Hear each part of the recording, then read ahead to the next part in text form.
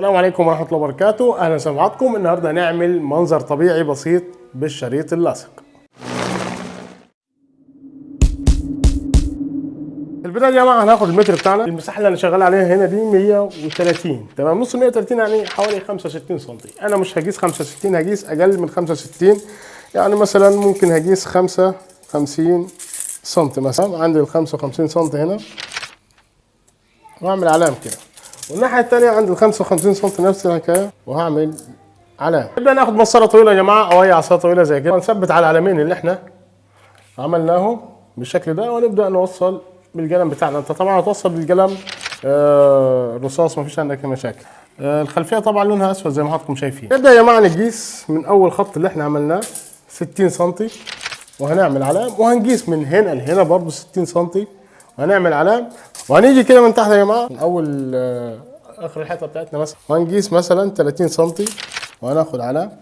الناحيه الثانيه نفس الحكايه، هنقيس 30 سم. نبدا ناخد لزق 2 سم، وهنبدا من العلامه اللي احنا عملناها كده هنا دي تمام، العلامه اللي تحت، وهنوصل العلامين ببعض.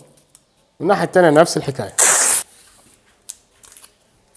بعد كده هناخد نفس اللزق اللي هو ال 2 سم اللي كان معانا بالشكل ده، وهنبدا نثبت واحده هنا، وبعد كده هناخد لزق اكبر شويه اللي هو ال 4 سم تمام، وهنسيب مسافه كده تمام، كان المسافه بين الخشب الطريقه دي يعني حوالي 1 سم مثلا، وهنبدا ناخد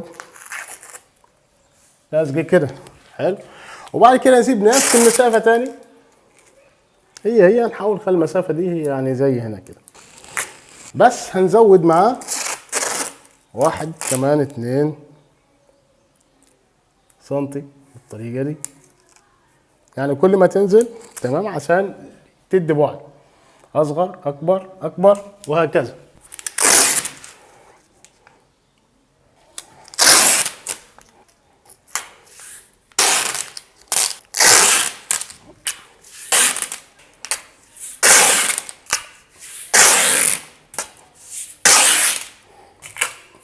هنبدا بعد كده يا جماعه ناخد لزق هنا كده بشكل مستقيم، وقصاد الناحيه الثانيه نفس الحكايه. هنبدا من اللزق اللي خدناه يا جماعه زي ما حضراتكم شايفين، هنوصل بالطريقه دي، والناحيه الثانيه هنعمل نفس الحكايه، مش هاخد مقاسات هنا يعني انا شغال بشكل تقريبي. هنبدا بعد كده يا جماعه هنعمل اللي هو السور ده، هنكمله، هناخد فيه لزقين تاني، ناخد لزق كده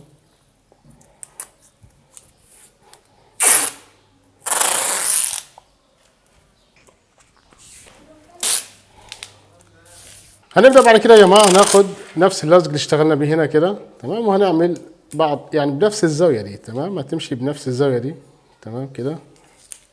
نبدا بعديها بمسافه كده ناخد واحده تمام، ناخد كمان واحده هنا بنفس برضو الزاويه، وناخد واحده في الاخر.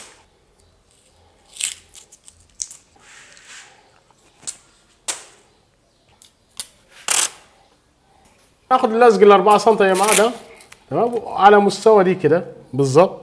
هنبدا نلزق هنا، وهناخد كمان واحده، هناخد كمان واحده، نبدا نرسم على اللزق اللي احنا خدناه زي جبل كده يعني تمام، جبل بسيط كده مثلا بالشكل ده.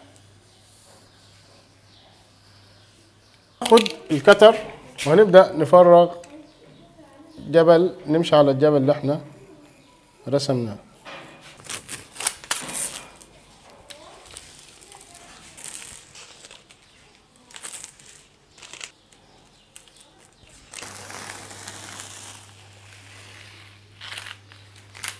من فوق يا جماعه كده في السماء، يعني المفروض المنطقه اللي فوق دي هي السماء.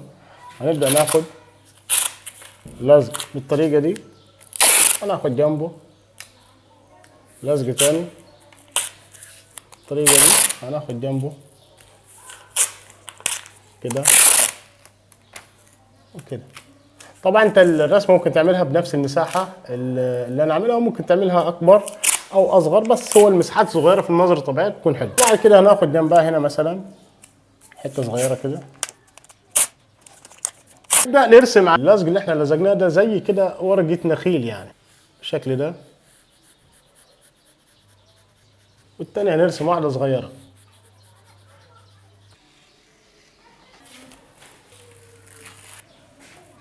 هناخد دهان ابيض لامع يا جماعة زي ما حضراتكم شايفين كده، وهنضيف عليه لون سيمون، لان احنا المنظر الطبيعي ده هنعمله كانه يعني غروب الشمس. تمام. سيمون اللي هو البرتقالي، يعني في مركز كده جاهز برتقالي. نبدا نروح على الرسمه بتاعتنا يا جماعه، وهنبدا من تحت. تمام، من تحت خالص، من النقطه اللي تحت، وهنبدا ندهن اللون البرتقالي اللي احنا عملناه بالطريقه دي.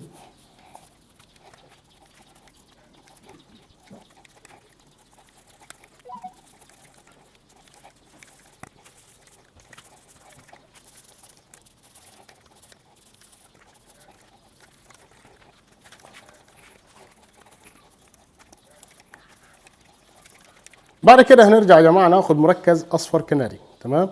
وهنضيف بعض الاصفر الكناري علشان نفتح اللون بتاعنا شويه، هنقلب بالشكل ده. هنبدا ندهن المنطقه اللي فوق دي باللون اللي هو الافتح شويه، وهنحاول ندمج تحت مع فوق زي ما حضراتكم شايفين.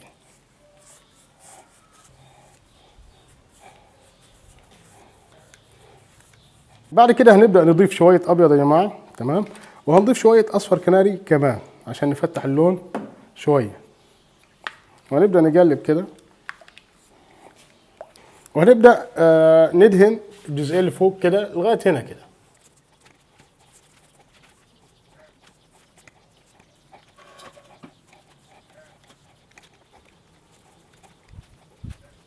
سماوي أبيض وأزرق. نبدأ ندهن المنطقة اللي هنا دي كده باللون السماوي.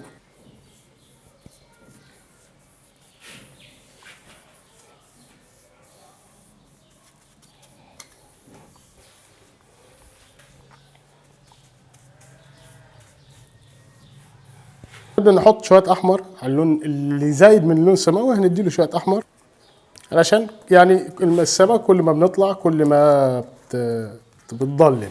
وهنبدأ فوق اللون السماوي وهندهن اللون الموف ده اللي احنا عملناه.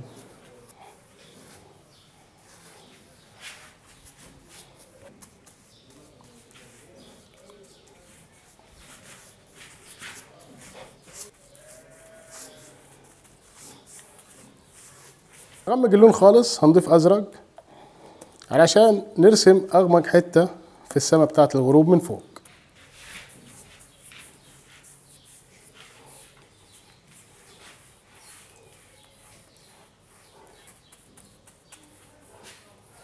ناخد شويه ابيض وناخد معاهم شويه اصفر كناري، يعني بص اوف وايت، وهنقلب كده كده. تمام. وهنبدا نرسم الشمس في المنطقه دي كده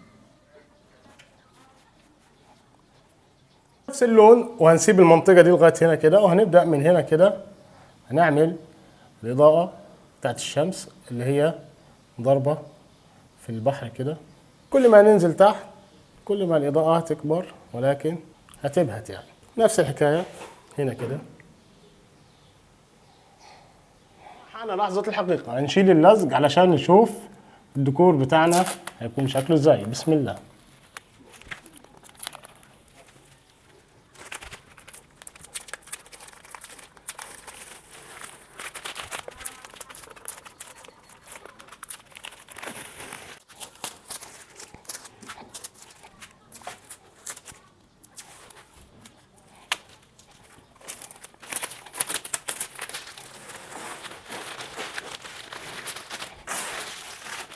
وصلنا لنهاية الدرس بتاعنا. اعتقد برضو مفيش اسهل ولا ابسط من كده. درس ممكن تعمله انت وقاعد في البيت انت واولادك. لو عجبكم الكلام ده اعملنا لايك وشيروا الفيديو يا جماعة بين اصحابكم اللي عايزين يعملوا منظر طبيعي ومش عارفين.